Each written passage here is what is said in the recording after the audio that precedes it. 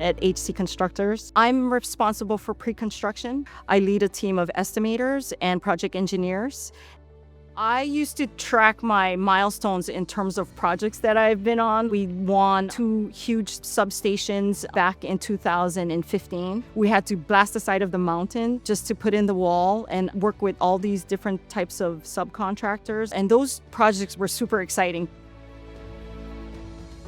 I feel like construction actually called me when I saw that you got to go out there with hard hats and boots and build stuff. That's what I want to do.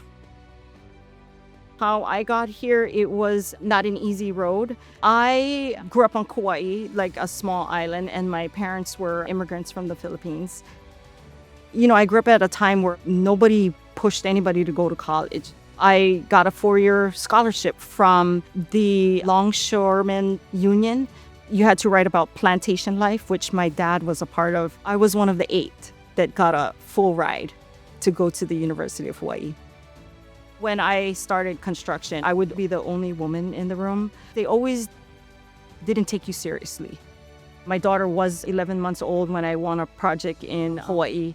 It was on a different island, so I'd have to travel there weekly. It was difficult, but we got the water line done. My girls saw the water line being put in. They would come visit often. Just because you're a mother does not mean you can't be in construction. For me, resilience is just showing up, being present, even though it's hard, just going for it. I was chosen or asked to start the scholarship program for the professional women in construction. I didn't realize that they had faith in me to start something that I'm super passionate about. We're going into our 6th year now. We get hundreds of applicants and we've donated over $175,000. One year we gave a scholarship to a young woman who was graduating from a VOTEC school and going to become an electrician. A few years later, she came back to speak at one of our events, and she said that the scholarship changed her life. That story, how we're making an impact in the industry, she said her life was changed, my life was changed when she said that. When you get to this stage in your career, what do you do now? You mentor and you bring up the next generation to come behind you, not to be afraid of construction or the challenges that construction brings. Teach them that that's the good stuff.